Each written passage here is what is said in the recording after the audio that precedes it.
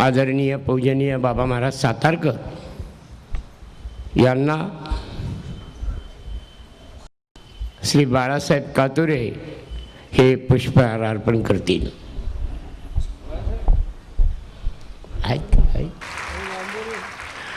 आणि आमचे विश्वस्त कुमार वांबुरे हे श्री ज्ञानेश्वरीला पुष्पहार अर्पण करतील. मी सध्या सगुण निर्गुणाचं वर्णन करतोय. दोघांनी निर्गुणात हार घातला, एकाने सगुणात घातला. धन्यवाद.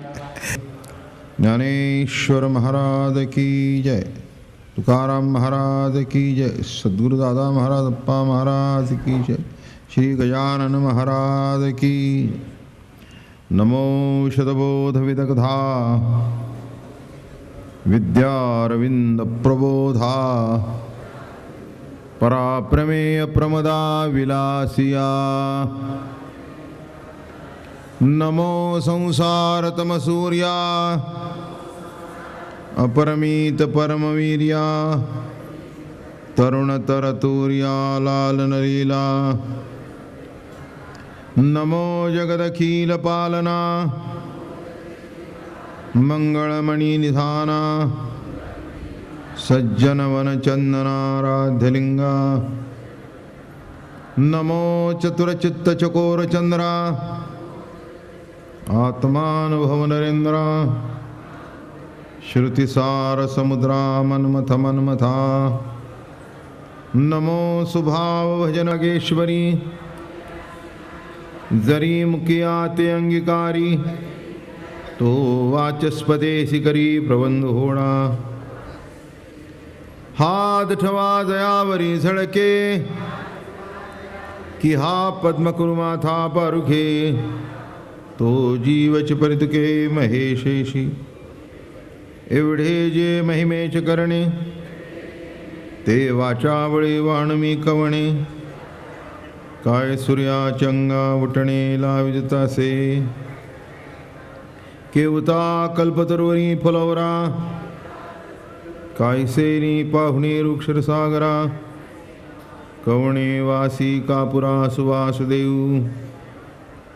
चंदनाते कायसेन चर्चावे अमृताते केवते रांधावे. गगनावरी उभवावे घडे केवी तैसे श्री गुरुचे महिमान.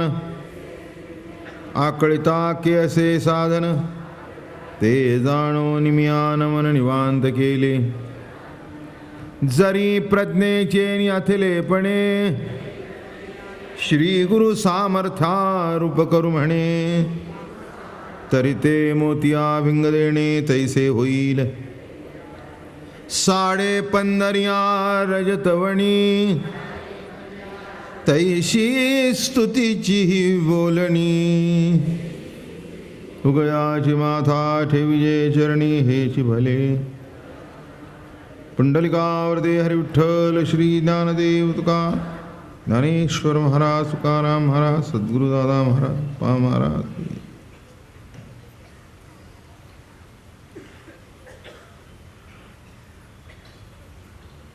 की कशी जी गीता सांगितली त्या गीतेचं कौतुक म्हणजेच ज्ञानेश्वरी. एका करता अनेका करता, एका करता सर्वा करता. गीता एका करता, ज्ञानेश्वरी सर्वा करता.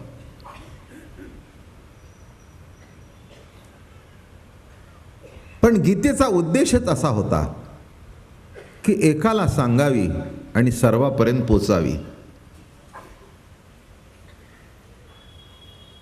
त्या दृष्टिकोनातूनच या भूतलावर अलंकापुरामध्ये ज्ञानियांचे राजे अवतीर्ण झाले.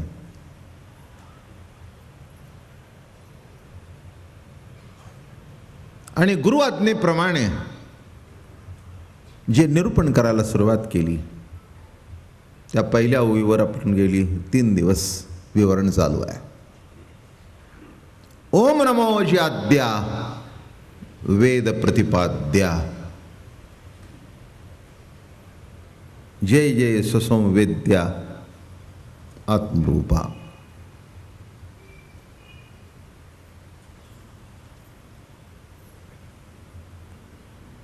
निर्देश केला, ते ब्रह्माचं वाचक आहे. कोणचंही नाव घेतल्याशिवाय, निर्देश केल्याशिवाय ती गोष्ट आपल्याला लक्षात येत नाही.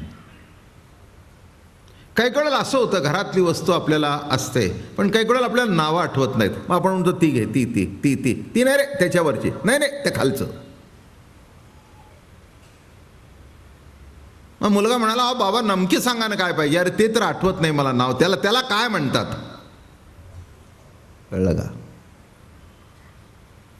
तसं ब्रह्माचं वाचक, कोणत्या नावाने त्याला हाक मारलं गेलं, कोणत्या नावाने मंगल केलं, कोणत्या नावाने वंदन केलं. ओम.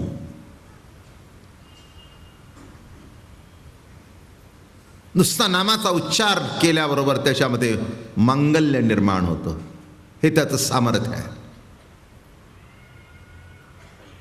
श्रीराम राम राम राम राम राम राम राम राम राम.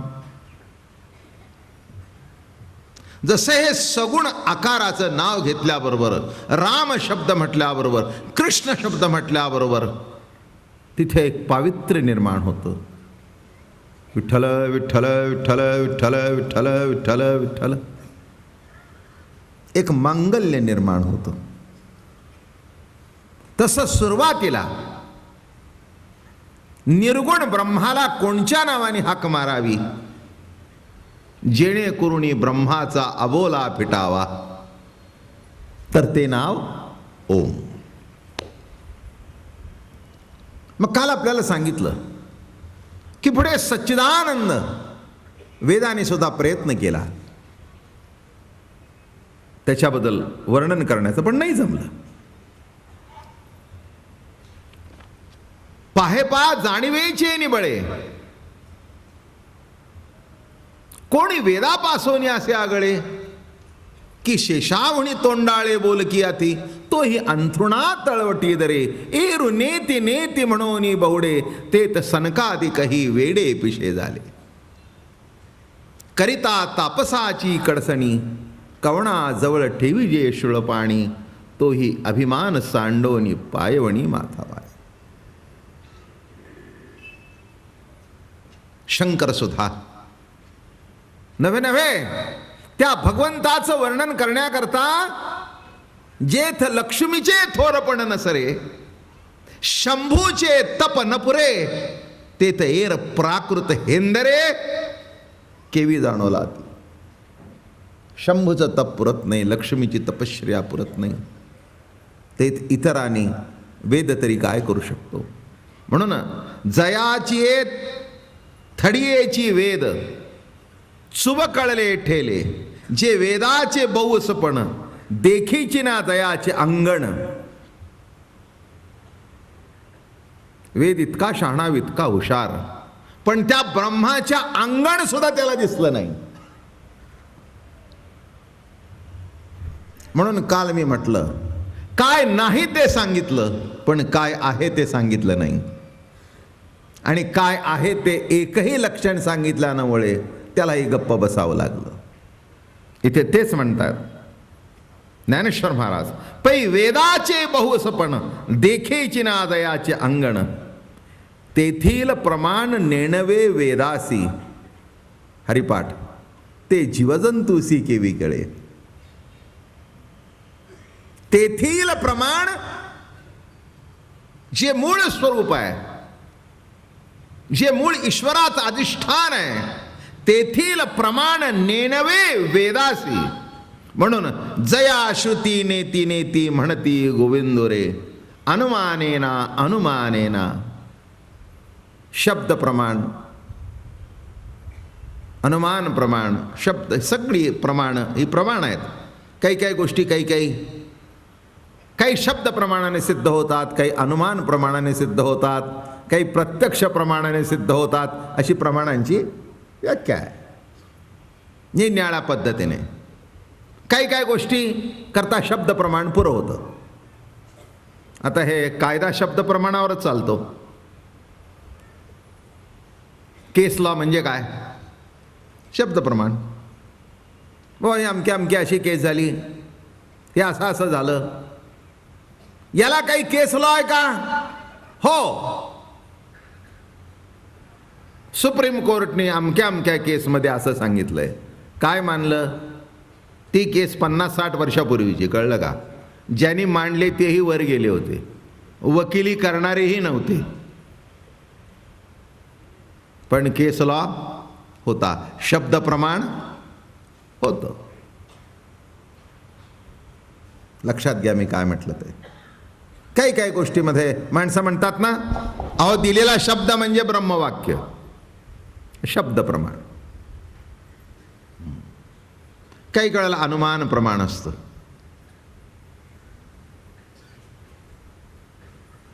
इंग्लंडमध्ये सध्या राणी राज्य करते. तुमच्यापैकी कोणी बघितले की तिला शेक हँड केलाय का? एवढ्यात एकही नाही. पण इंग्लंडमध्ये एलिझाबेथ II ही राज्य करते, हे अनुमानाने मी सांगितलेलं पण सत्य आहे. अनुमान काही माझं चुकलं नाही, हे सत्य आहे, अनुमान नाही का? म्हणून काही काही गोष्टी कशाने सिद्ध होतात? अनुमान प्रमाणात. आता या ठिकाणी बाबा महाराज प्रवचन करतायत, याला काही म्युन्सिपाल्टीचा दाखला लागेल का? नाही का? जन्म मृत्यूचे दाखले असतात, ते शब्द प्रमाणच आहेत. जन्म मृत्यूचे दाखले. हां, हे पेन्शन जे मिळतात ना, पेन्शन ज्यांना मिळतात त्यांना माहिती आहे. मला वाटतं ते विशिष्ट वय झाल्यानंतर 3-3 वर्षांनी केव्हा जावं लागतं. मी जिवंत आहे बरं का. वर्षांनी का? बरोबर बरोबर, काय वर्षांनी जावं लागतं. कारण न जाणो पेन्शनचा चेक घरी जायचा आणि हे वर गेलेले असायचे. मग तिथे प्रत्यक्ष जावं लागतं की हे जिवंत, मी आहे बरं का जिवंत. बरं बरं बरं, मी प्रत्यक्ष डोळ्यांनी बघितलं, जिवंत आहेत. प्रत्यक्ष प्रमाण. काय आता इथे एवढे सगळा समाज जमलेला आहे, काही सांगायची आवश्यकता आहे का? बाबा महाराज प्रवचन करतात, अरे आहेच आहे, हे प्रत्यक्ष प्रमाण आहे. पण ब्रह्म असं आहे की ते कोणत्याही प्रमाणाने त्याची सिद्धीच होत नाही. म्हणजे नाही का? म्हणून त्याला आद्या आणि पुढे ससंवेद्या असा शब्द वापरला. मी एक मागे तुम्हाला गंमत सांगितली होती. प्रयोगही करून दाखवला होता. कदाचित आता करून दाखवल्यानंतर पुन्हा तुमच्या लक्षात येईल.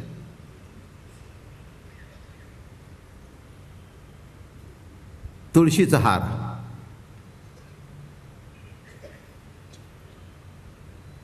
गुलाबाचा हार, सुंदर सजवलेली खोली,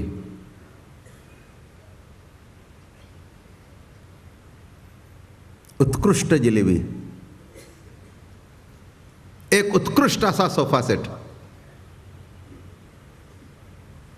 एक सुंदर पुरुष, एक सुंदर स्त्री, एक जन्माला आलेलं नवजात बालक, ब्रह्म.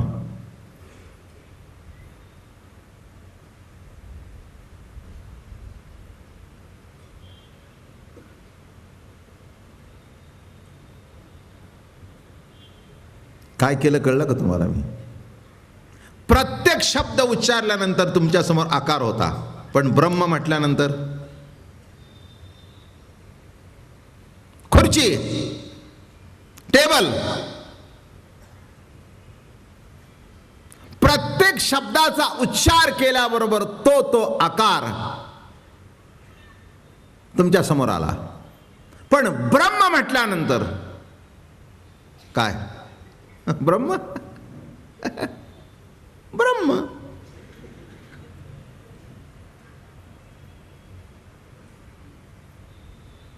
सांगा गुरुजी तुम्ही, ब्रह्म.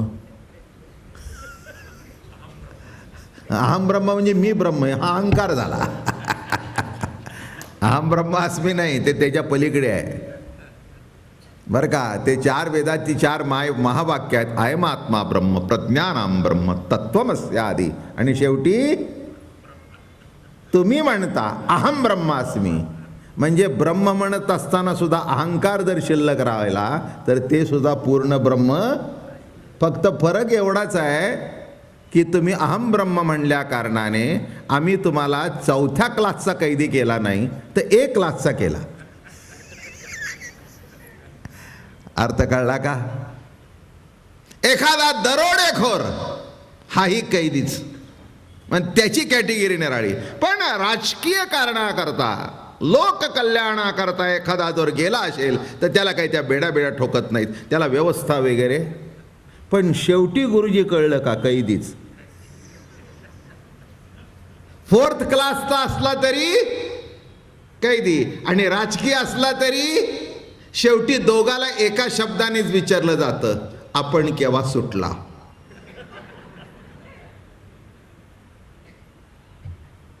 आपण केव्हा. नाही म्हणाले, तसं काही नाही, सुटलं बिटलं काही नाही म्हणाले. नेलं, भरती केली आणि ताबत सोडून दिलं. म्हणजे दिलं ना. तसं अहम ब्रह्मास्मी त्याला सुद्धा संतांनी काय म्हटलंय ऐकून घ्या. ब्रह्मामस्मी हा अभिमान शुद्ध ब्रह्म नव्हे जाण. आणि इथे जी चर्चा चालू आहे ती शुद्ध ब्रह्माजवळ चालू आहे. जे शुद्ध ब्रह्म आद्या वेद प्रतिपाद्या जय जय स्वसंवेद्या, नाही का. म्हणजे काही नाव सांगून त्याची जाणीव होते असं नव्हे. नाही होत तसं, नाही कळत. म्हणून इथे म्हणाले वेदू काय काय ना बोले. वेदू काय काय ना बोले, परी नावची नाही घेतले. काय गोड लिहित आहेत बघा. ते म्हणाल कुठली ओवी आहे, अमृतानुभव. वेदू काय काय ना बोले, परी नावची नाही घेतली. पण नाव जरी घेतलं नाही, काही वेळेला गंमत होते. अलीकडच्या काळातल्या या गोष्टी नाही आहेत, कदाचित सध्या त्या समजायच्या सुद्धा नाहीत. पूर्वीच्या काळी नवऱ्याचं नाव घेतलं जात नसे बरं का. जुन्या बायका आपल्या नवऱ्याचं नाव काय घ्यायचे नाहीत, मामा नाव वगैरे माहिती असेल सगळं. नाही का, जुन्या मंडळींना माहिती आहे. आमची मंडळी सुद्धा काय आमचं कधी नाव घेत नाहीत. जुन्यात मोडतो ना मी. आता 71 झाल्यानंतर होय की नाही हो गुरुजी, आपण काय तर नव्यात मोडणार आहे का काय रे बाब्या.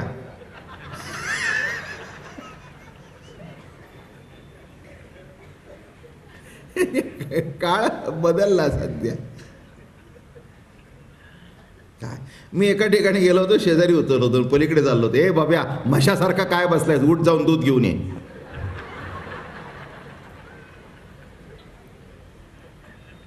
मी डोकावलं, म्हटलं बाई तुम्हाला कोणी म्हटलं. हो आमचा बाब्या. मी म्हटलं अगं तुझा नवरा आहे ना. तो म्हणले नवरा असला म्हणून काय झालं, कॉलेजपासून. असा बा थोडा विनोद, म्हणजे अगदी डोक्यावरून जायला नको. काय मोठी मजा आहे बघा जीवनामध्ये. कसं असायचं पूर्वीच्या काळी. लहान मुलींची लग्न व्हायची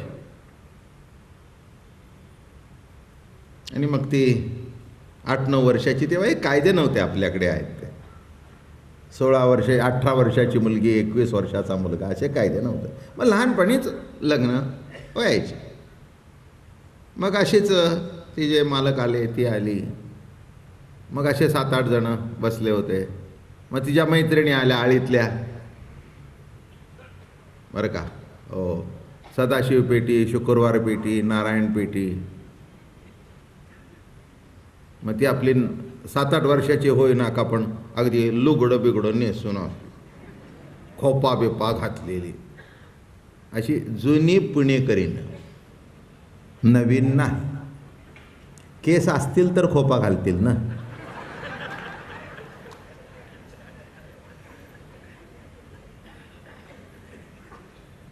जरा क्षमा करावं का, तसं रागवायचं नाही माझ्यावर.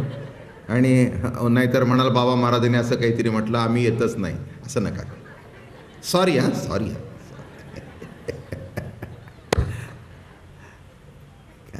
असे 7-8 जण बसले होते आणि मग मैत्रिणी आल्या. आता ती पोरं बसली होती पूर्वीच्या काळातली, ते धोतर बितर नेसलेला, कोट बीट, बंद कॉलेरचा, ती काळी टोपी बिपी, असे बसलेले. मामा तुम्ही ते 75ला घातला होता तसला कोट बघा, ते टोपी बिपी सगळी अगदी, ते कोट बीट असा, ते नवरदेव असे बसलेले, ते बसलेले. मग विचारलं, काय ग, तो का तुझा? नाही.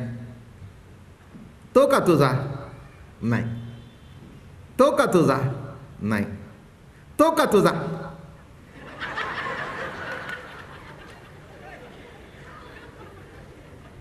नाही. मी काय सांगतोय तुम्हाला, काहीच बोलली नाही. त्याच्यातच ओळखलं की ही ज्याच्याबद्दल काही बोलत नाही तोच हा. कळतंय का आता? अहो, एवढी सगळी ज्ञानेश्वरी नीट सांगितल्याशिवाय तुम्हाला कशी कळायची? इतकं का सोपं आहे ते. बघा कसं शब्द लिहिला. वेदू काय काय ना बोले, परी नावची नाही घेतले. नाव घेतलं नाही पण ऍक्शन वरून, अगं तो होय, पुन्हा राजली. काय गंमत आहे. पण नाव न घेता सुद्धा कळलं की हाच.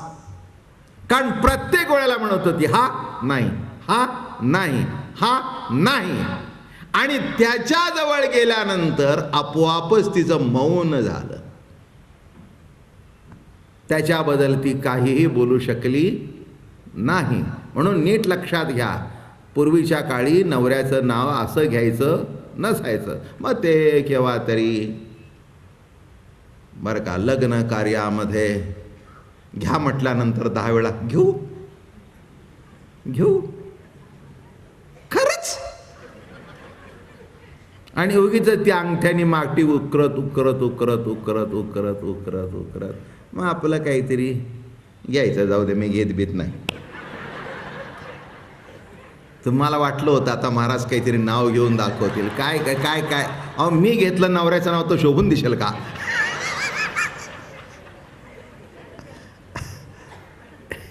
काय मग ते काहीतरी गुलाबी सरबत आणि ताटात सांडलं, काय 12 भानगडी असतात, कशाचा काहीही संबंध नाही.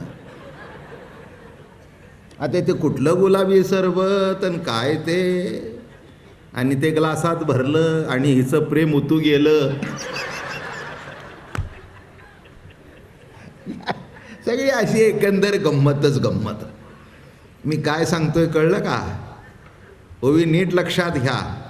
वेदू काय काय न बोले, परी नावची नाही घेतले. आणि मग शेवटी नेती नेती काय सांगायला सुरुवात केली? नाही, नेती नेती. त्याचा अर्थ असा आहे की ते इतकं श्रेष्ठ आहे की त्याचं तसं नेमकं वर्णन करता येत नाही. अमकाय म्हणावं म्हणजे अमकं नाही. तो सर्वव्यापी आहे, नित्य आहे, अखंड आहे, अविनाशी आहे. तर हा आहे आणि तो नाही असं तरी कसं म्हणता येईल? सर्व ठिकाणी तो आहे, सर्व रूपाने तो आहे. मला आठवतं एकदा मी वारीच्या रस्त्याने होतो आणि पुणे हेरल्डची एक मुलगी माझ्या मुलाखतीला आली. त्याला खूप दिवस झाले, त्याला 8-10 वर्ष तरी झाली असे.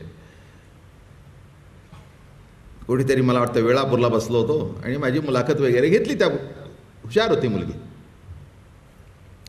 आणि मग जरा थोडंसं असं उठताना बरं आहे म्हणाली, महाराज सगळी माहिती आपल्याकडून मिळाली, आनंद वाटला, असं केलं, निघाली. आणि उठता उठता तिने गुगली टाकला मला. मला म्हणाले, एवढ्या वर्ष आपण प्रवचन करताय, कीर्तन करताय, आपला देव दिसला का?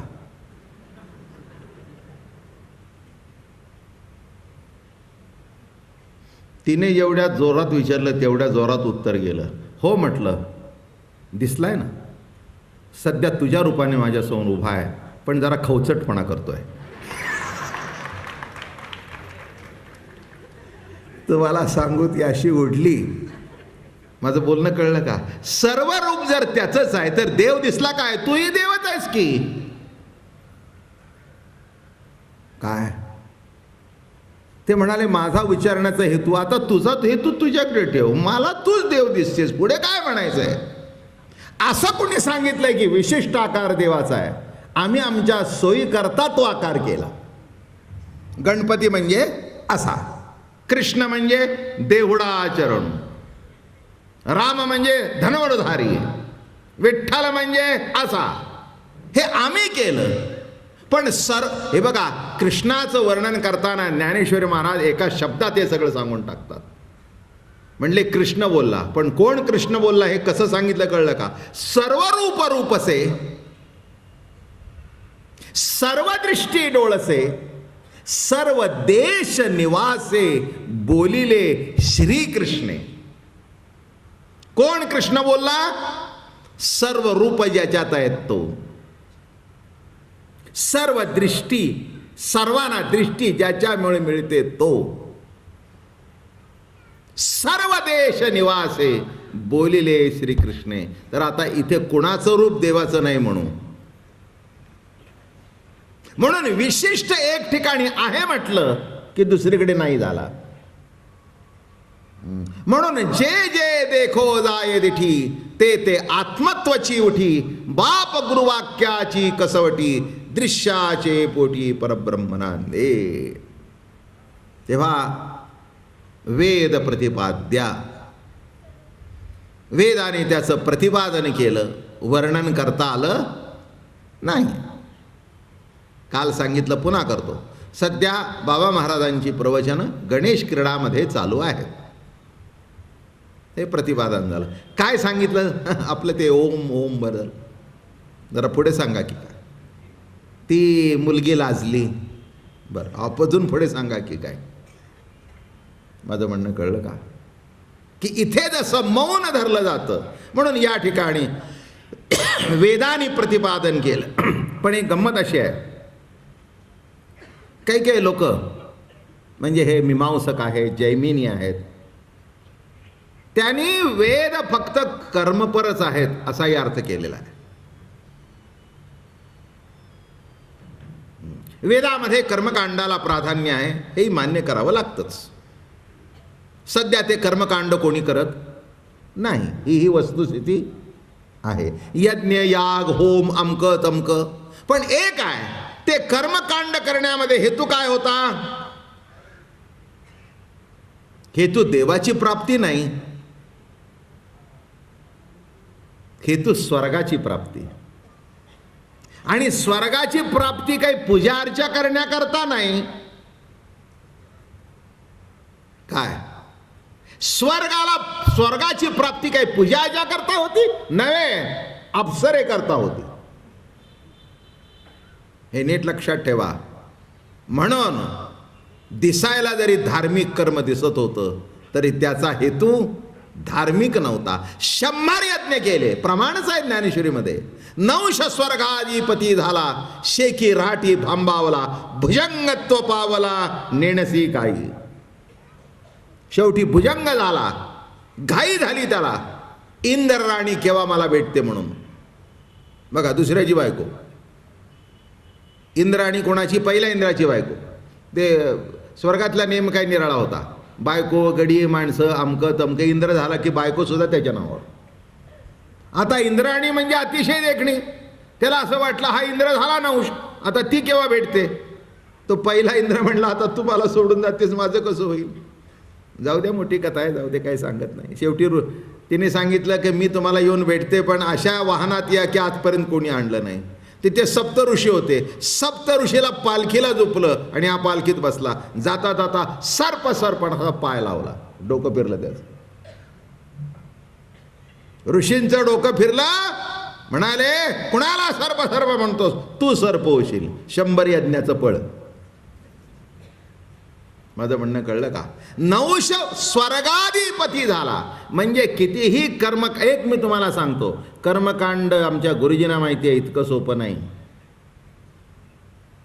हो, गुरुजी तुम्हाला नाथांची ओवी सांगतो. आचमनी माश मात्र जीवन घेतलिया होय पावन, पण अधिक घेतलिया आजान सुरापान तै दोष. नाही कळलं सांगतो. हे संध्या करतात ना, आचमन करताना असं डाव्या हाताने घ्यायचं ना, असं करायचं, असं करायचं, असं करायचं.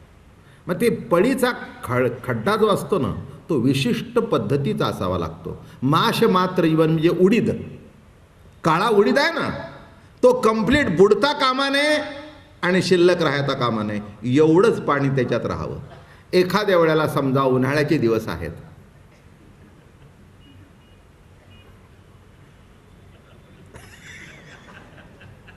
आणि आचमन करता करता आमच्या गुरुजींना वाटलं 2 पळ्या जास्ती हाणा.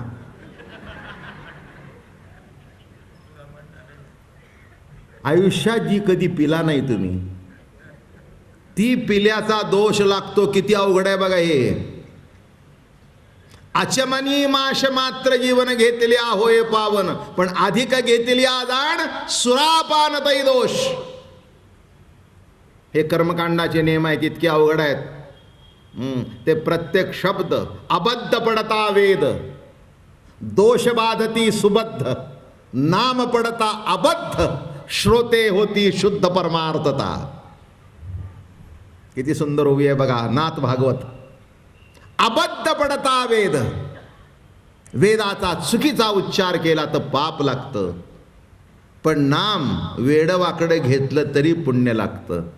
म्हणून कलियुगी करावे हरीचे चिंतन. साधं सरळ गणित आहे, नाही का? देवाचं नाव घेण्यामध्ये वेडवाकडं झालं तरी चालतं. आई आयो आयडे, बघा ना, काय बिघडलं का? आयडे. मग उलट मला तर असं वाटतं, आई मला दूध देता का? उगीच लाक्षणिक वाटतं. अगं आयडे आणतेस का नाही? आणते. रे बाबा, काय गंमत आहे बघा. त्याच्यामध्ये अशुद्ध नाही, कारण तिथे भावाला प्राधान्य आहे, प्रेमाला प्राधान्य आहे. म्हणून कसं म्हणतायत बघा, अबद्ध पडता वेद, दोष बाधती सुबद्ध, नाम पडता अबद्ध, श्रोते होती शुद्ध परमार्थता. म्हणून जैमिनी म्हणाले की याच्यामध्ये कर्मकांडाला महत्व आहे. शंकराचार्य म्हणाले ज्ञानाला महत्व आहे. बरं का? त्यांनी अर्थ कसे लावले? ज्ञानपर लावले.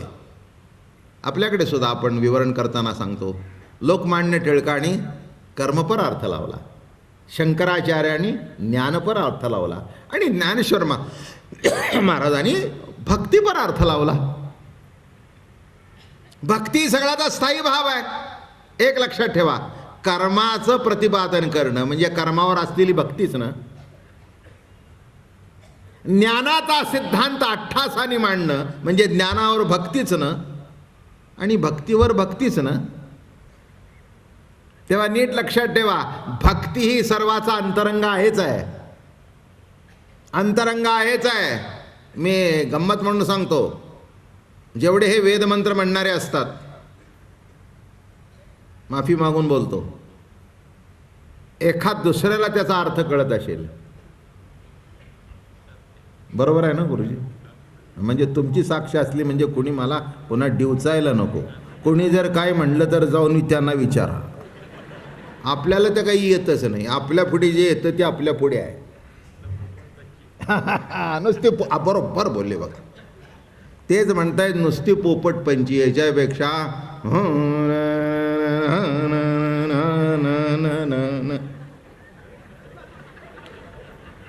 उदित अनुदित, वेदाचे उच्चार उदित अनुदित, आणि त्याच्यातलं वर्म आहे बघा. हे असं केल्याशिवाय ते तसं येतच नाही. ते तुम्ही जर असं गप्प बसला ना, मी तुम्हाला करून दाखवतो. म्हणजे मला काही येत नाही, पण माझ्या पुरतं येतं. आता बघा, एकच शब्द, हरे हरे हरे हे. ही मान अशी हल्ल्याशिवाय तो तसा उच्चार म्हणून हे जेव्हा वैदिक माणसांना वाटते हलतात का रे, ते हल्ल्याशिवाय तसा आवाजच निघत नाही. हे वर्म स्वर स्वर स्वर ते स्वर असे म्हणजे ते उच्चार तो असा निघावा लागतो. हे सगळं इतकं सोपं आणि एवढं पाठ करून जरा जर चुकलं तर गेलं खड्ड्यात. अबद्ध पडता वेद दोष बाधती सुबद्ध नाम पडता अबद्ध श्रोते होती शुद्ध परमार्थता. म्हणून कुणी कर्मपरार्थ केला, कर्म इतकं सोपं नाही. हां हो आता ठीक आहे, ही जुनी मंडळी काही करतायत ती करतायत. पुढच्या पिढीमध्ये अहो काय आता त्यांचीच अवस्था विचारा. आता हे मोठ्या गणपतीचे उपाध्याय आहेत, बारीक सारीक जे असतात त्यांना दिवसाला 50-50 गणपती बसवायचे असतात. काय अवस्था हो, गणपती अडचणीत. इथे त्याला हात लावतो, पुढचं तुम्ही करून घ्या, किक मारली की निघाला पुढच्या पूजेला. किती अवघड आहे. आणि इथे तर शास्त्र असं सांगतं जरा चूक झाली, जरा उच्चारामध्ये, कृती तर लांब राहिली, नुसतं उच्चारामध्ये जरी चूक झाली तरी सुद्धा दोष प्राप्त होतो. म्हणून लक्षात ठेवा, महाराज या ठिकाणी म्हणाले की वेद प्रतिपादा पाद्या. आता वेदात ब्रह्माचा विचार नाही असं काही नाही, कर्मकांडच आहे, अशातला भाग नाही आहे. पण थोडासा पुढचा भाग सांगतो महत्वाचा.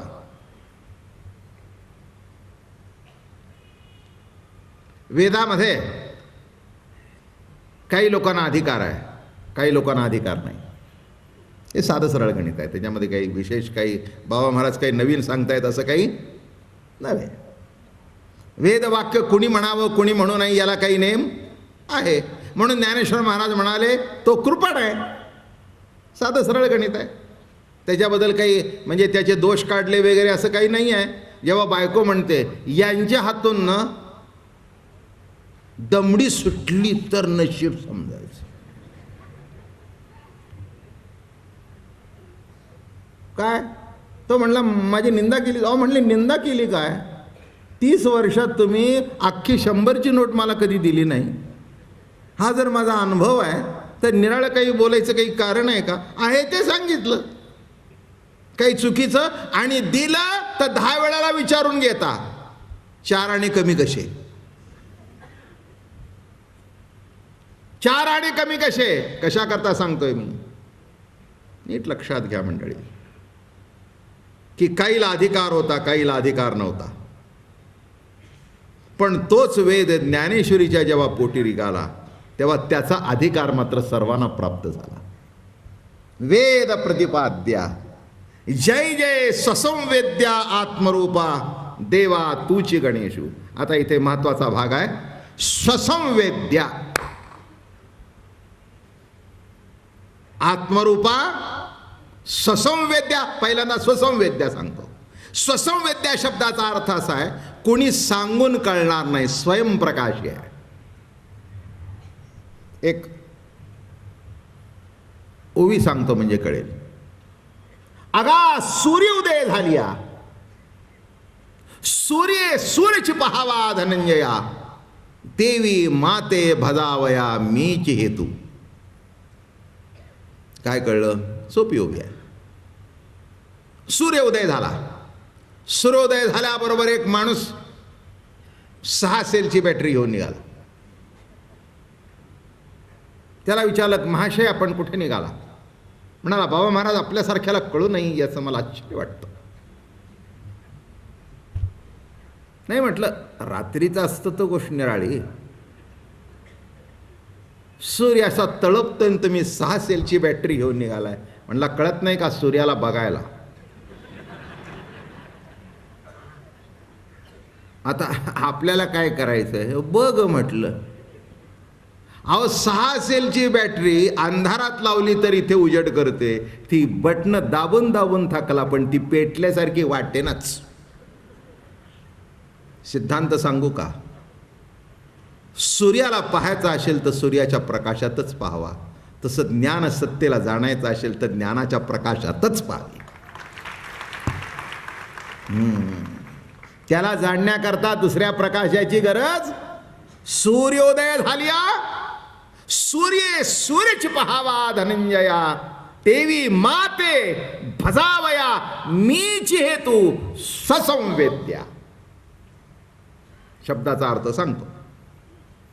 काय कोणी सांगून कळणार नाही, किती कोणी सांगितलं आणि आतल्या आतून जर कळणं प्रगट झालं नाही तर त्या सांगण्याचा अर्थ काही नाही, काही नाही. म्हणून माणसं म्हणतात एवढं सांगून तुम्हाला कळलं नाही. अहो नाही कळलं ना, आता त्याला काय करावं? सांगितलं पण आतून कळणं जे उदित करतं ते जर उदित झालं नाही तर मग आता मला सांगा, शेवटी उदित करणारा कोण आहे? उदित करणारा तोच आहे, हे लक्षात घ्या. हे पहिल्यांदा कळलं पाहिजे, पहिल्यांदा कळलं पाहिजे. आणि म्हणून या ठिकाणी मी म्हटलं की सूर्याचा उदय झाल्यानंतर दुसरं बघायचं नाही. सूर्यनारायणा तुझ्या प्रकाशातच तुला बघतो. तसं लक्षात ठेवा, डोळ्यांनी दिसत नाही. डोळ्यामध्ये जेव्हा ज्ञानाचा प्रकाश येतो तेव्हा काय आहे ते दिसतं. अजून सांगतो जरा, अजून कळेल. डोळ्याला दिसतं आणि ज्ञानदृष्टीने कळतं. दिसणं आणि कळणं, माझं बोलणं कळलं का? पुष्कळ वेळाला ज्याला बाराखडी येते ते अभ्यासाची, ज्ञानेश्वरी द्या सोडून, अभ्यासाचा धडा वाचतात, नाही तर कविता वाचतात. बाबा मोठ्याने वाच कविता, मग तो वाच. बाबा मला कळलं नाही. अरे वाचतो तर कळलं नाही कसं? कारण यालाही कळलेलं नसतं. मला वेळ नाही. हे बघ, तू माझ्या मागे लागण्यापेक्षा तुला एक ट्युशनच लिहून देतो, कारण तुला तरी कुठे येते, तुलाही त्याचीच गरज आहे. कशा करता सांगितलं मी, लक्षात ठेवा. सूर्य उदय झाल्यानंतर सूर्याच्या प्रकाशात सूर्य पाहावा. मला सांगा, तुम्ही तुम्हाला कोणत्या प्रकाशात पाहता?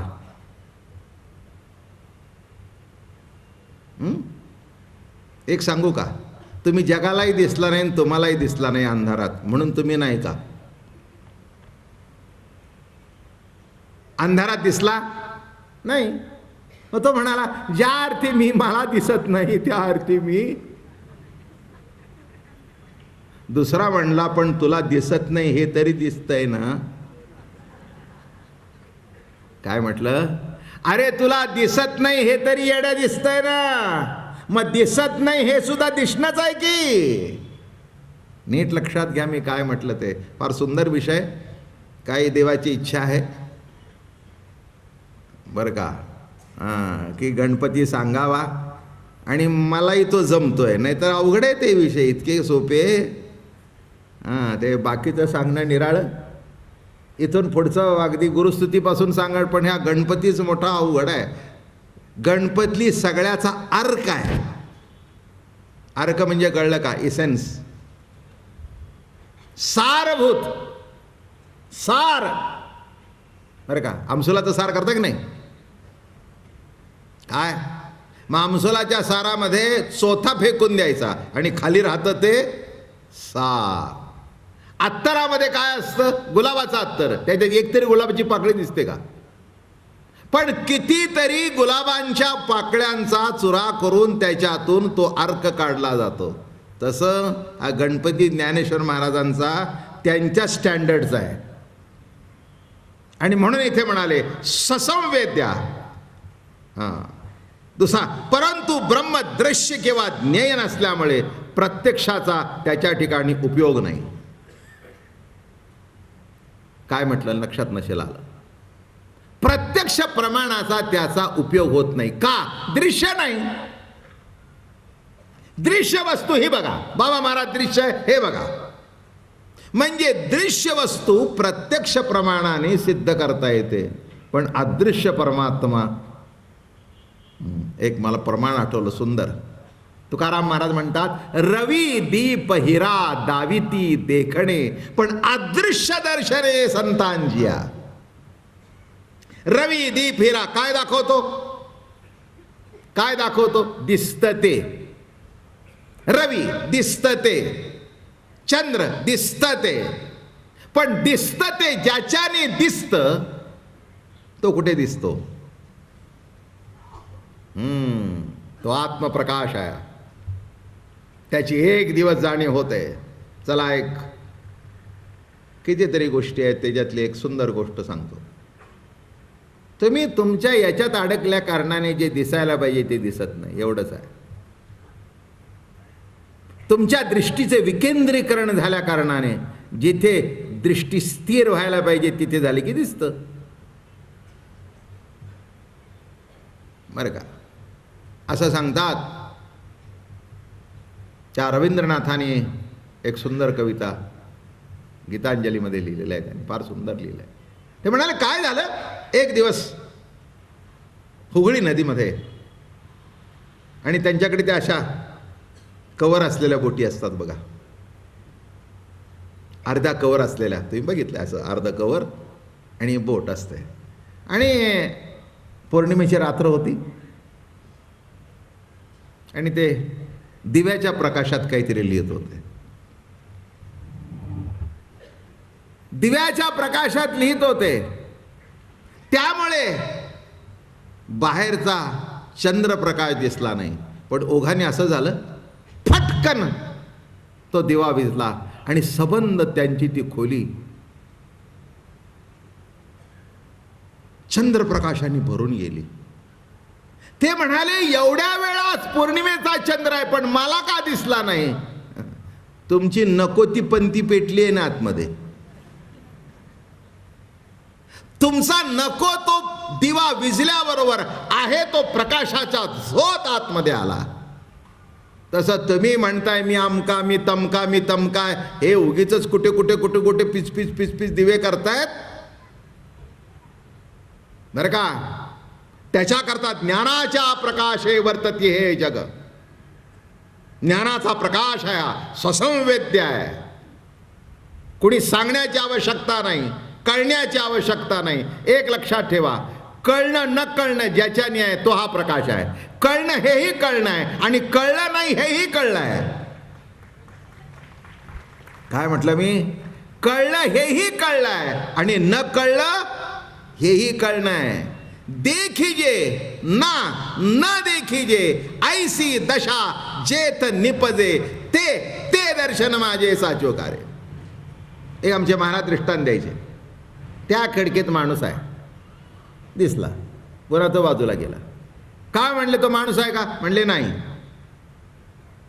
दिसलाही त्याला आणि नाही दिसलाही त्याला. देखिजे ना न देखिजे. चला, इससे बढ़िया और आगे जाएंगे. एक उपनिषदामध्ये कथा आहे.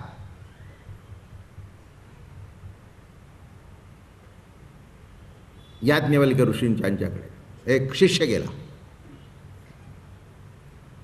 गुरु सांगतात त्याच्यावर श्रद्धा ठेवावी, शंका काढू नये, असा एक पूर्वसंकेत होता.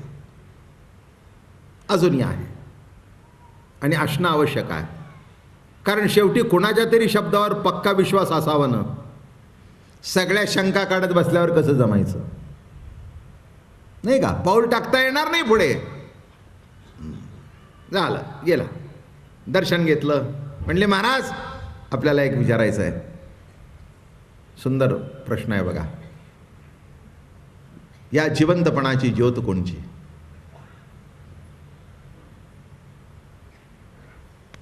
दुपारची वेळ होती. अरे म्हणले, वेड्या काय प्रश्न विचारतोस? तू आणि मी ज्या प्रकाशात दिसतो तो सूर्य. तू आणि मी ज्या प्रकाशात दिसतोय तो सूर्य. ठीक आहे, पुन्हा प्रश्न विरोध विचारायचा नाही. झालं. मग सूर्याला आपल्या गेला, अर्घ्या द्यायला सुरुवात केली. सूर्याचे मंत्र म्हणायला सुरुवात केली. संध्याकाळी 7 वाजले, मावळलं. मावळल्याबरोबर पुन्हा गेला. अहो म्हणले, महाराज ज्या सूर्याबद्दल तुम्ही सांगितलं तो सूर्य मावळला. आता सत्ता कोणाची? ते म्हणले तो चंद्र बघ. ते म्हणले ठीक आहे. मग त्यांनी आपलं सुरू केलं. काय सुरू केलं माहिती आहे का? दिवसा सूर्य, संध्याकाळी चंद्र. एक दिवस अमावस्या आली.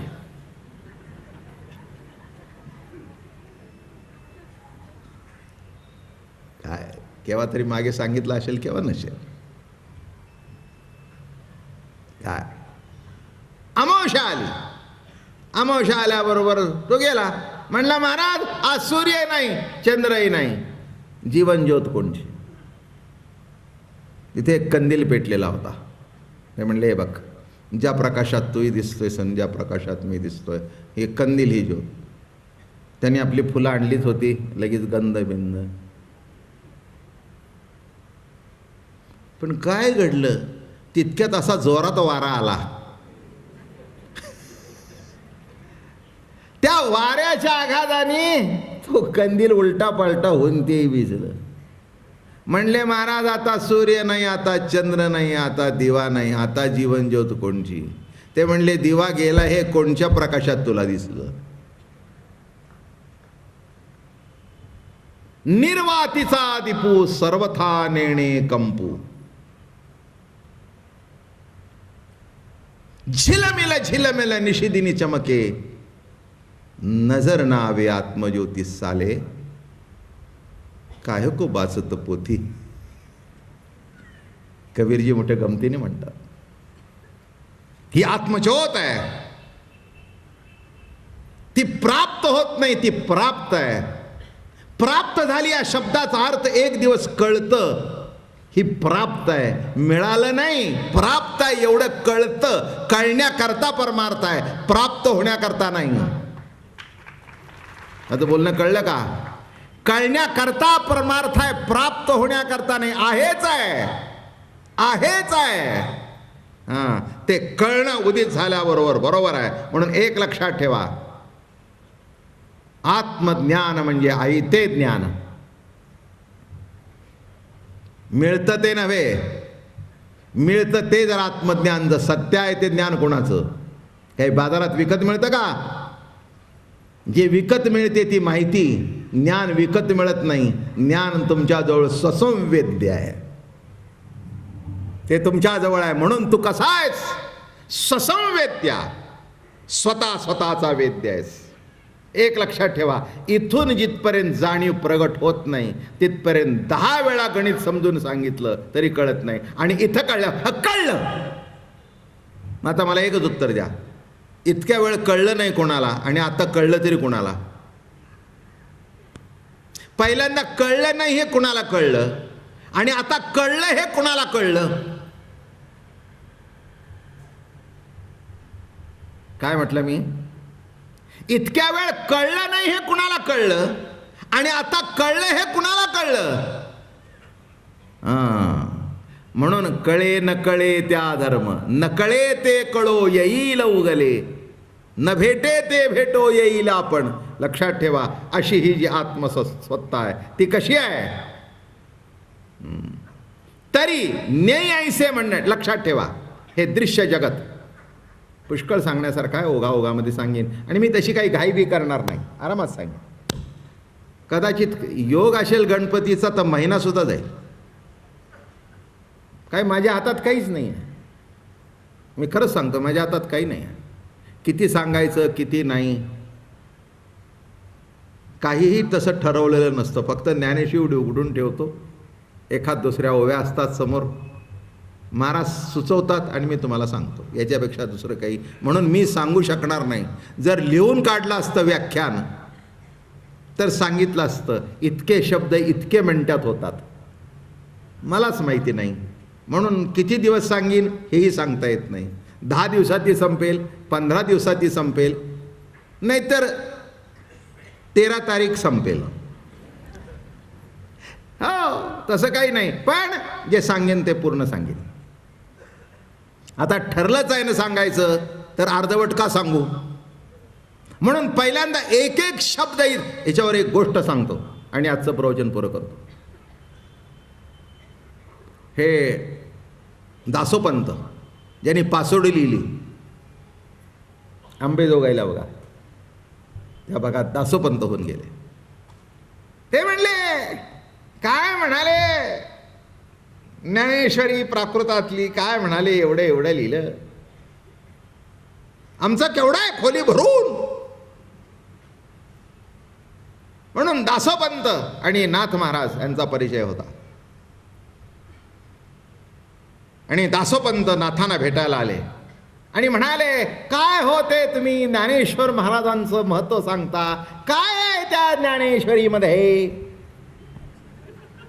ते म्हणे, त्याच्यामध्ये जे काय आहे ते माझ्या पुढे बसून ऐका. आणि पुढचं सांगतो, शास्त्रीजी, ओम नमो जे आद्या एवढ्या 3 शब्दावरच नाथांनी 40 दिवस प्रवचन केलं. एवढी कुवत माझी नाही आहे. 40 दिवस प्रवचन केलं. आणि जे अवाक झाले ते म्हणले, पहिल्या 3 शब्दात जर एवढं तर पुढच्या 9,000 होवीत केवढं. मी आता घरी जातो, तुम्हीही जावं. पुंडली गवरदेव हरी विठ्ठल, श्री ज्ञानदेव तुकाराम विठ्ठल विठ्ठल विठ्ठल विठ्ठल विठ्ठल विठ्ठल विठ्ठल. एकनाथी भागवत